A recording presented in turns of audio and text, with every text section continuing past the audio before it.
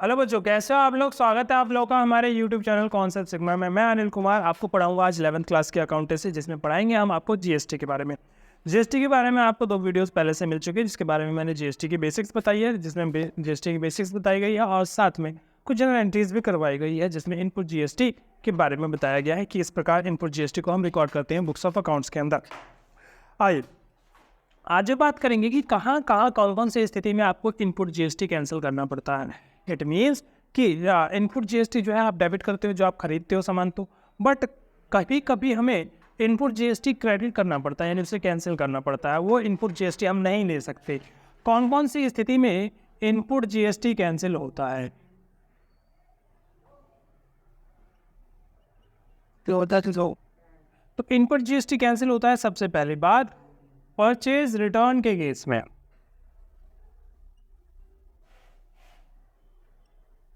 जब आप purchase return कर देते हैं तो ऐसी स्थिति में इनपुट जीएसटी कैंसिल होता है। तो इनपुट जीएसटी कैसे कैंसिल करते हैं सुन लीजिए।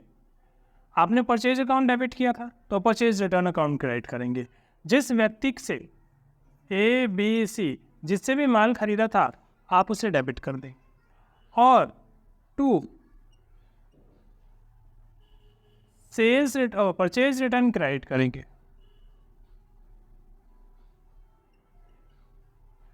साथ में इनपुट CGST क्रेडिट करेंगे, इनपुट SGST क्रेडिट करेंगे, या फिर यदि इंटर स्टेट सेल था तो इनपुट IGST क्रेडिट करेंगे। असल में कर क्या रहे हैं, हमने माल बेच दिया, रिटर्न कर दिया खरीद के, तो परचेज रिटर्न की उल्टी एंट्री ये बन रही है जीएसटी के साथ। ठीक है। बी गुड्स रिटर्न, हमने माल वापस कर दिया जो खरीदा था। आगे जो एंट्री है कि और कौन सी स्थिति में आपको जीएसटी कैंसिल करना पड़ेगा, सबसे पहले वो है आपका ड्राइंग के केस में उल्टा होगा, लॉस बाय थेफ्ट के केस में उल्टा होगा, उसके बाद डोनेशन के केस में उल्टा होगा, उसके बाद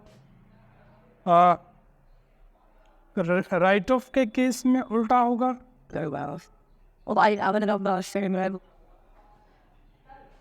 उसके बाद सैंपल्स के केस में उल्टा होगा। इन सारे केसेस में आपको जीएसटी जो है वो उल्टा करना पड़ेगा, रिवर्स करना पड़ेगा। कौन सा जीएसटी?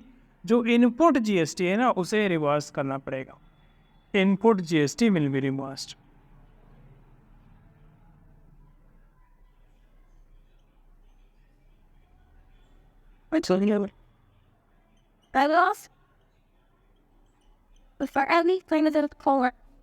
हाँ जी, तो इनपुट जीएसटी कैसे रिवर्स करेंगे आप? इनपुट जीएसटी ऐसे रिवर्स करेंगे कि जो भी खर्चा है आपका, चाहे वो ड्राइंग या loss by fire, theft etcetera जो भी है, डोनेशंस, सैंपल्स, या फिर जो भी आप राइट ऑफ कर रहे हैं, तो राइट ऑफ कर रहे हैं तो शॉर्ट एंड एक्सेस वगैरह जो भी अकाउंट आप डेबिट करेंगे, और साथ में क्रेडिट करेंगे आप जो अकाउंट वो है परचेज अकाउंट। साथ में इनपुट जीएसटी भी क्रेडिट करेंगे। यदि CGST है तो CGST क्रेडिट, SGST है तो SGST क्रेडिट, आवाज़ बिल्कुल नहीं, या फिर IGST है तो IGST क्रेडिट। कर क्या रहे हैं हम कर रहे हैं being GST cancelled, sorry GST cancel नहीं, बीइंग ये सारी एंट्रियाँ, गुड्स विड्रॉन,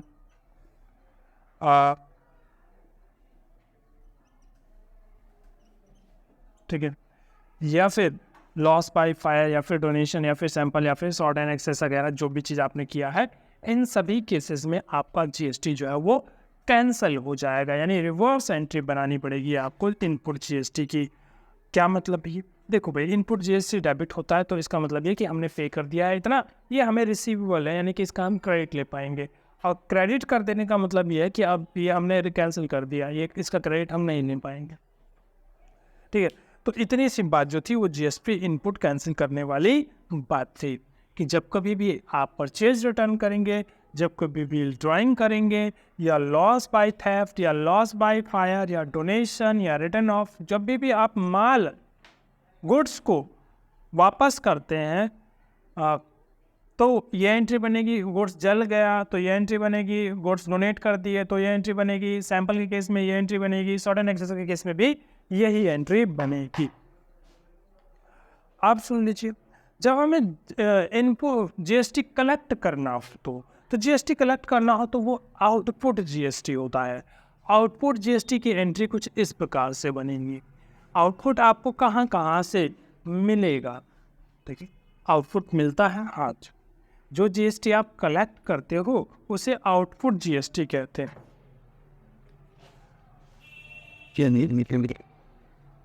जीएसटी कलेक्टेड वो क्या कहलाती है? Output GST. अब आउटपुट सीजीएसटी भी हो सकता है, आउटपुट एसजीएसटी भी हो सकता है, आउटपुट आईजीएसटी भी हो सकता है। तो किस केस में आपको जीएसटी कलेक्ट कर सकते हो? जब आप माल बेचोगे तो आपको जीएसटी कलेक्ट होगा, जब आप रेंट रिसीव करोगे तो जीएसटी कलेक्ट होगा, जब आप कमीशन रिसीव करोगे तो आप जीएसटी कलेक्ट करेंगे। ठीक है, तो मान के चलो हम माल बेच रहे हैं, तो माल बेच रहे हैं तो या तो कैश में आएगा या फिर किसी व्यक्ति के नाम से,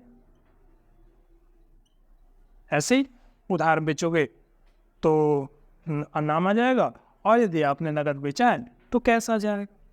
टू क्या लिखेंगे? टू लिखेंगे सेल्स अकाउंट। टू क्या लिखेंगे? टू लिखेंगे आउटपुट सीजीएसटी और आउटपुट एसजीएसटी, और नहीं खोर, output IGST.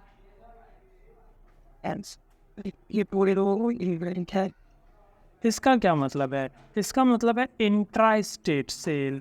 Intra state sale का मतलब कि जिस राज्य में आप हो, आपने बेचा भी उसी राज्य में है, तो वो कहलाएगा इंट्रा स्टेट सेल। ऐसे केस में दो चीज़ें आएंगी, output CGST, output SGST. For inter state sale कब होगा? जब आप हो किसी और राज्य में और बेच रहे हो किसी और राज्य को, तो उसे कहते हैं inter state sale. Being goods with all the values and lesson. sold. And they is that. Keep it going. हम कैसे, और आपको जीएसटी कहाँ से कलेक्ट हो सकता है? रेंट के केस में जीएसटी कलेक्ट हो सकता है। रेंट के केस में जीएसटी कैसे कलेक्ट हो सकता है? आपने रेंट रिसीव किया है तो रेंट रिसीव किया है तो कैश अकाउंट डेबिट, या फिर उस आदमी का नाम जिससे आपने रेंट रिसीव किया है। तो रेंट रिसीव हो सकता है, बिल्कुल हो सकता है। आपके पास कोई प्रॉपर्टी थी, वो आपने किराए पे दे दिया किसी को, तो पैसा दे रहा है तो रेंट रिसीव हुए। ठीक है, तो रेंट रिसीव के केस में आपको जीएसटी भी साथ में उससे लेना है। ठीक है, रेंटल इनकम लिख लीजिए या फिर रेंट रिसीव लिख लीजिए, बात एक ही है।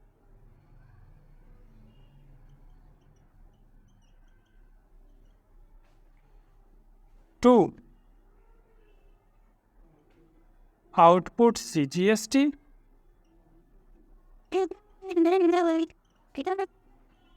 आउटपुट एसजीएसटी, या फिर आउटपुट आईजीएसटी। ठीक है, ये आपको बताइए कि ये इंट्रा स्टेट के केस में ये दोनों आएंगे और इंटर स्टेट के केस में ये being rent received. The home that there is. In the photo, you take call, it's in a call. That is like the आगे यदि हम करें तो आगे हमारे पास एक और एंट्री में बताऊंगा, कमीशन भी इनकम होती है ना हमारी कभी कभी, तो कमीशन के ऊपर भी आपको जीएसटी चार्ज करना है। as and all there the in the rate is very captain and the end तो आपको कैश में कमीशन मिल सकता है या फिर किसी व्यक्ति से कमीशन लेना है आपको। टू कमीशन रिसीव्ड, साथ में आउटपुट CGST, आउटपुट SGST या फिर output IGST, being commission earned या received, कुछ भी लिखें लीजिए। तो ये तीन प्रकार की चीज़ें हैं जिनसे आपको इनकम जनरेट होती है, इसी के ऊपर आप आउटपुट कलेक्ट करते हो। पर कभी कभी हमें आउटपुट को भी कैंसिल करना पड़ता है, मतलब हमारी लायबिलिटी नहीं बनेगी। कौन कौन से केसेस में आपको लायबिलिटी नहीं बनती है? सबसे पहली बात तो सेल्स रिटर्न के केस में आपकी लायबिलिटी नहीं बनती है। फिर रिबेट और डिस्काउंट के केस में भी आपकी लायबिलिटी नहीं बनती है आफ्टर सेल रिबेट। ठीक है, आपने सेल कर दिया उसके बाद रिबेट दे रहे हैं आप, तो उस केस में भी लायबिलिटी नहीं बनती है।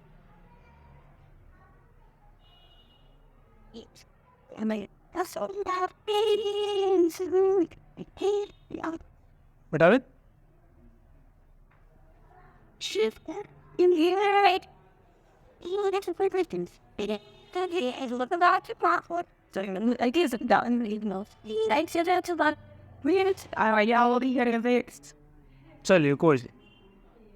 he doesn't extend me to was I mean shit output GST cancel,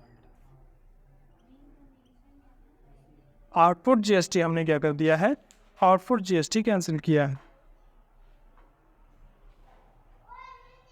ठीक है, तो आउटपुट GST कैसे कैंसिल करेंगे आप? आउटपुट GST बिल्कुल वैसा ही कैंसिल करेंगे जैसे इनपुट किया था, रिवर्स एंट्री मार के। तो जनरली आउटपुट में क्या होता है, GST अकाउंट क्रेडिट होता है जितने भी आउटपुट होते हैं, बट हमें क्या करना है, आउटपुट में यहाँ डेबिट करना है GST को। तो मुख्य रूप से आउटपुट GST डेबिट होता है वो होता है सेल्स रिटर्न के केस में। ठीक है, तो पहली चीज जो है वो है सेल्स रिटर्न के केस में। सेल्स रिटर्न के केस में आपको क्या करना है, आउटपुट GST को डेबिट कर देना है। कैसे एंट्री बनेगी? एंट्री बनेगी sales return account debit and we had an idea receiving the door and very man well that it's still output CGST account, output SGST account kind of that when he would either या फिर output IGST account. ये दोनों जो होगी intra state cell होगी।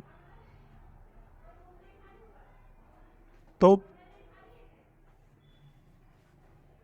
ये वाला जो होगा इंटर स्टेट सेल के केस में होगा। ठीक, बीइंग सेल्स रिटर्न।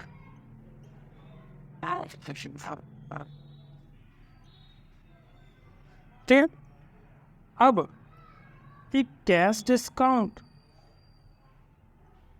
या फिर रिबेट के केस में भी ये एंट्री होती है।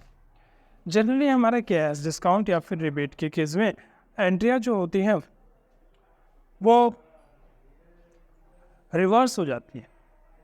ठीक है, पर ये वाली जो कैश डिस्काउंट और ये है, इसमें क्या है कि सारे के सारे पैसे, ठीक है, आपने उस टाइम जो है वो उस टाइम कैश डिस्काउंट नहीं दिया था जब माल बेचा था।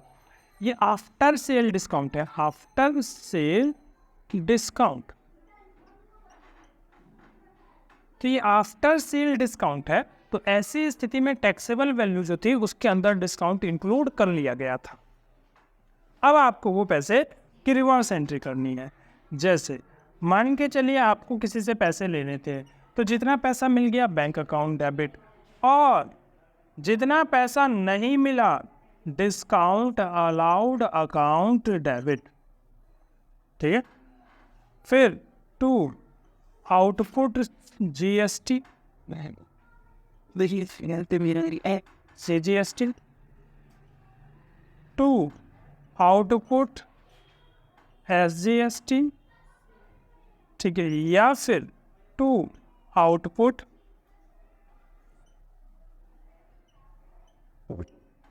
आईजीएसटी। ये जो डिस्काउंट है ये not considered while making invoice, not considered while making invoice. जब इनवॉइस बना था उस टाइम आपने कंसीडर नहीं किया था, उस टाइम तो बंदे ने पैसे दे बिल बनवा लिया, फिर बाद में कहता है कि भाई इतने पैसे तो नहीं, मेरे पास इतना ही है, इतना ही ले लो। तो ऐसी स्थिति में आपका डिस्काउंट अलाउड कहलाएगा, और डिस्काउंट वाला ही जीएसटी रिवर्स होगा, पूरी जीएसटी रिवर्स नहीं होगी, सिर्फ only GST calculated on discount allowed. सिर्फ जीएसटी आपको किस पे कैलकुलेट करना है, जो डिस्काउंट आपने दिया है, being cash received and discount allowed. बाकी पे आपने डिस्काउंट अलाउ कर दिया। ठीक है, तो दिस इज व्हाट, इसकी एंट्री हमें इतनी ही करनी थी, जिसमें हम क्या कर रहे हैं, आउटपुट जीएसटी को रिवर्स कर रहे हैं। इसके बाद यदि हम आगे बढ़े तो आगे हम बढ़ेंगे कि गवर्नमेंट को कितना पैसा देना है। ठीक है, तो गवर्नमेंट को पैसा जो देना होता है वो आपके आउटपुट और इनपुट का डिफरेंस होता है। मतलब सुन लीजिए, payment to government, payment to government कैसे करेंगे, जितना भी आउटपुट सीजीएसटी है वो डेबिट कर लीजिए, आउटपुट एसजीएसटी है वो डेबिट कर लीजिए। ठीक है, आउटपुट आईजीएसटी है वो डेबिट कर लीजिए। 2 इनपुट एसजीएसटी क्रेडिट कर दीजिए, 2 इनपुट सीजीएसटी क्रेडिट कर दीजिए, 2 इनपुट आईजीएसटी क्रेडिट कर दीजिए, और जो डिफरेंस बनेगा वो बनेगा जीएसटी पेएबल अकाउंट। ठीक है, बीइंग जीएसटी इनपुट। ठीक है, तो इस प्रकार आपने जीएसटी का इनपुट ले लिया है। ये मेरी लायबिलिटी बनती थी, ये मैं पहले दे चुका हूं, और देना कितना है, सिर्फ इतना। अब इसको पे कर दीजिए। कैसे पे करेंगे, GST payable account debit to bank account, being GST paid to government. GST हमने गवर्नमेंट को पे कर दिया। तो इस प्रकार जीएसटी की पेमेंट हो गई। उम्मीद है आपको जितनी भी जनरल एंट्री बताई गई है वो सारी जनरल एंट्री समझ में आई होगी। जनरल एंट्री में इतना ही पढ़ाना था, आगे को आपको क्वेश्चन करके दिखाएंगे, तो वो मिलेगा आपको अगली वीडियो में। तब तक जो है वीडियो देखिए, लाइक कीजिए, शेयर कीजिए और चैनल को सब्सक्राइब कीजिए। थैंक यू, धन्यवाद।